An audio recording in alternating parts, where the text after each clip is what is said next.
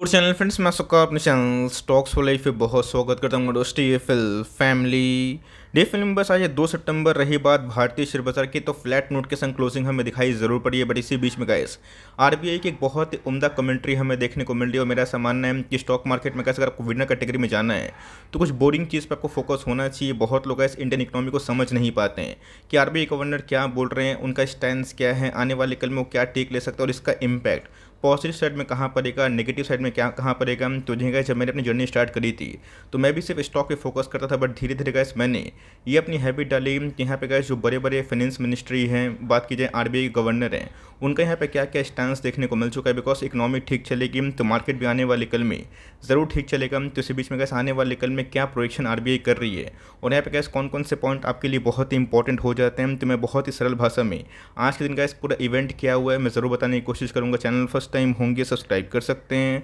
इस तरह quality content को सबसे पहले एक्सेस करने के लिए। Now without dealing any for time let's begin. सबको अच्छे से याद भी होगा हाल फिलहाल में गैस जैक्सन होल को लेकर एक बहुत बड़ा इवेंट आया था, जहां पे गैस फेड ने डायरेक्टली कमेंट्री करी थी कि इन्फ्लेशन सबसे प्रथम प्राथमिकता है और जब तक ये काबू नहीं होगा तब कोर्स वो एग्रेसिवली रेट को हाइक करते रहेंगे। तो इसी बीच में गैस आज के दिन आरबीआई गवर्नर शक्तिकांत दास का एक प्रेस कॉन्फ्रेंस हमें देखने को मिला था। प्रेस कॉन्फ्रेंस गैस उनके इंटरव्यू हमें देखने को मिला था। देश के बहुत ही अच्छे एंकर हमें दिखाई दे रहे हैं, उनके साथ ही गैस उनकी कुछ कमेंट्री है, जिस कमेंट्री के बाद मार्केट में आज हमें बहुत बड़ी फॉल देखने को नहीं मिली। अगर आप देखिए मार्केट गैस जहाँ पे खुला था वहीं बंद होता हुआ दिखाई पड़ रहा है। तो निफ्टी गैस अभी के टाइम में 17,500 के आसपास सर्वाइव करने की कोशिश करो। मेरा ऐसा मानना है कि आने वाले कल में गैस डाउन साइड नहीं होता धड़ से, तो ऑफकोर्स हम लोग ये मान सकते हैं कि इंडिया अभी के टाइम बहुत ही स्ट्रॉन्ग कमांडिंग जोन में ज़रूर है। गैस मैं आपसे रिक्वेस्ट करूंगा कि जाके इनके वीडियो आप ज़रूर देखें, जहाँ पे गैस एक बहुत ही अच्छे एंकर हैं, उनके संग आरबीआई गवर्नर की एक बातचीत हमें देखने को मिली। तो पूरा का जो कन्वर्सेशन है बहुत ही हिंदी में है, आपको पूरा समझ में आ जाएगा। तो जिनका सबको पता है कि पूरा वर्ल्ड अभी के टाइम में ग्लोबलाइजेशन ऑफ जो इन्फ्लेशन है उसके दौर पे जाता हुआ देखने को मिल रहा है। तो बहुत लोग मुझसे पूछ रहे थे कि सर इन्फ्लेशन का पिक कब बनेगा, तो यहाँ पे गैस आरबीआई गवर्नर ने साफ साफ बोल दिया है कि इन्फ्लेशन का पिक भारत में बन चुका है। अगर आप देखें यहाँ पे बहुत ही बड़ी बड़ी रिपोर्ट हमें देखने को मिल रही है, तो उसको मैं डिकोड करूँगा, बहुत ही सरल भाषा में समझाने की कोशिश करूँगा, जहाँ पे कैसे आपको समझ में आए कि एटलीस्ट इंडिया कहाँ पे जाता हुआ दिखाई दे रहा है। तो यहाँ पे कैसे इन्फ्लेशन की बात की जाए तो आरबीआई गवर्नर ने साफ साफ बोला है कि इन्फ्लेशन की जो पीक है वो काफ़ी हद तक बन चुकी है। इसके पहले ही मैंने आपको बहुत बार बताने की कोशिश की थी कि 7 to 8% के आसपास जो इन्फ्लेशन का पीक है भारत बाजार या फिर बहुत ज़्यादा जो ग्लोबल बाजार है इसको झेल नहीं पाएंगे। आने वाले कल में गैस करे मेशर की आवश्यकता होगी। बिकॉज मैंने क्या बताया, प्रॉब्लम को आप टाल नहीं सकते। अगर आप सोचेंगे कि ये प्रॉब्लम है चलो मैं छोड़ देता हूँ कि स्टॉक मार्केट को मैं बढ़ाता हूँ और प्रॉब्लम पर मैं ध्यान नहीं देता हूँ, तो इससे क्या होगा गैस आने वाले कल में फाइनेंशियल क्राइसिस का भी दौर देखने को मिल सकता है। तो हाल फिलहाल में गैस जो स्टांस हमें देखने को मिलता है, कहाँ पे जो फेड की कमेंट्री थी बहुत ही एग्रेसिव थी, हॉकिश थी, लेकिन यस यहाँ पे जो आरबीआई कमेंट्री है ये बहुत ही स्मूथ हमें दिखाई दे रही है। जहाँ पे गैस उन्होंने बताया कि इंडिया में जो इन्फ्लेशन है उसका पिकअप हो चुका है। रही बात गैस जो रुपया का अभी के टाइम डिवैल्यूएशन हो रहा है, आपको पता है कि $1 की बात की जाए 80 रुपये के आसपास दिखाई पड़ता है। तो ऑफकोर्स बहुत ही हाई तो ज़रूर है, लेकिन उन्होंने साफ साफ बताया कि अगर आप वर्ल्ड मार्केट को फोकस करें, अदर करेंसी को फोकस करें, उससे गैस रुपया हमारा बहुत अच्छा परफॉर्म ज़रूर कर रहा है।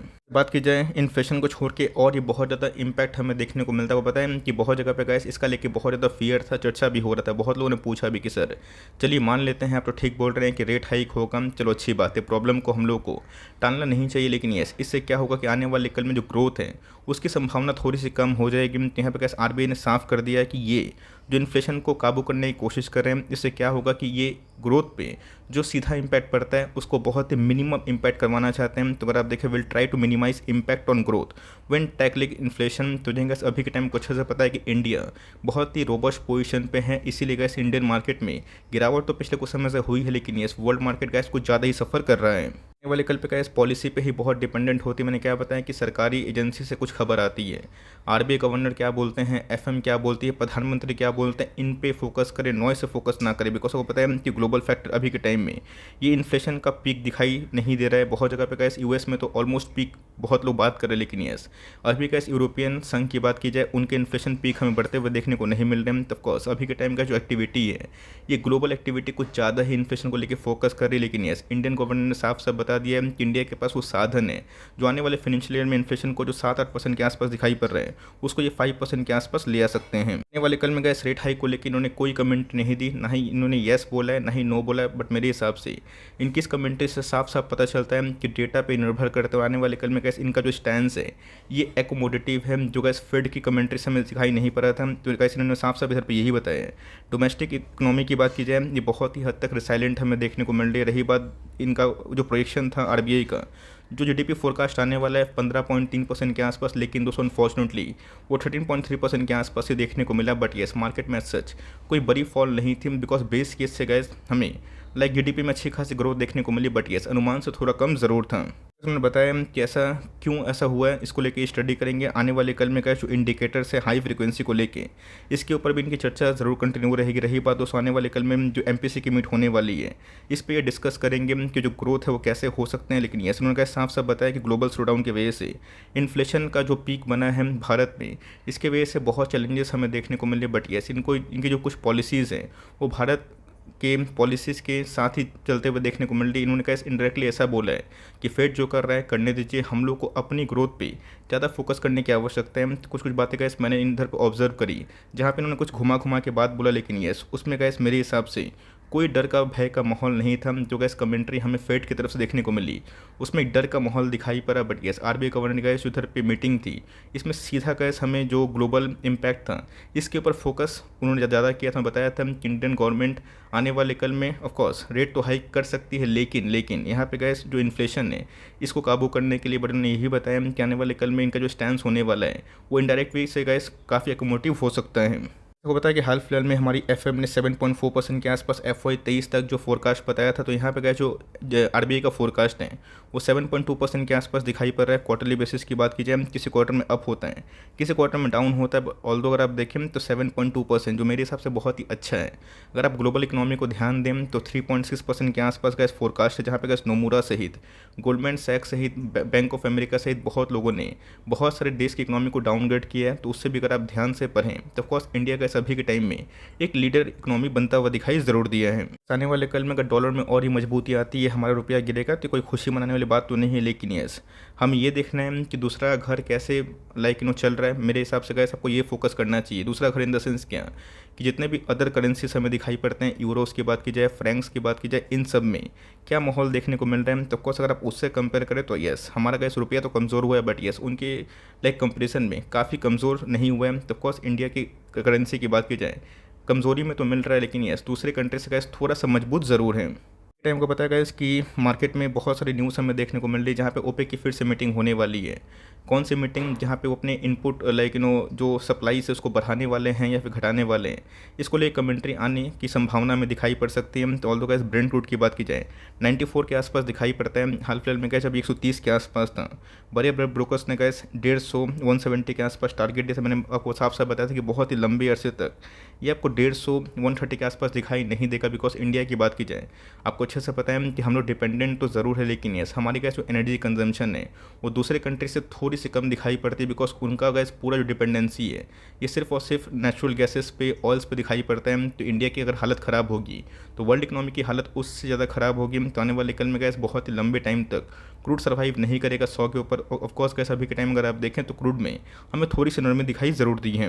फोकस गैस होने वाला है आने वाले कल में, जहाँ पे गैस इराक की बात की जाए, ईरान की बात की जाए, या फिर जितने भी ऑयल प्रोड्यूसिंग जो कंट्रीज हमें दिखाई पड़ते हैं ये क्या स्टैंड लेने वाले हैं। बिकॉज एनालिस्ट का ऐसा मानना है कि ये जो प्राइस है 90 से लेकर 100 के आसपास ये पूरे साल भर स्टडी हो सकता है। लेकिन ये 2023 के स्टार्टिंग में हमें एक डिक्लाइन की संभावना भी दिखाई दे सकती है।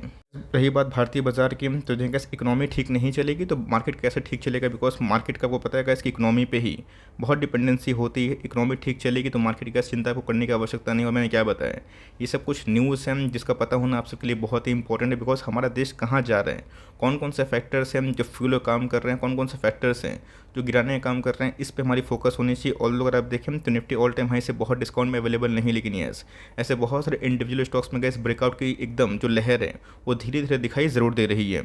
इस गैस मुझे न्यूज़ थोड़ी सी गुड लगी बिकॉज जो हॉकीज फेड कमेंट्री थी जैक्सन होल में वो काफ़ी नेगेटिव थी। जो मार्केट की गैस जो जानकार है वो भी काफ़ी चौंक गए थे। बिकॉज जेरोम पावेल ने साफ साफ बताया इन्फ्लेशन को 2% के आसपास लेके आना है, टारगेट गैस बहुत ही अप है।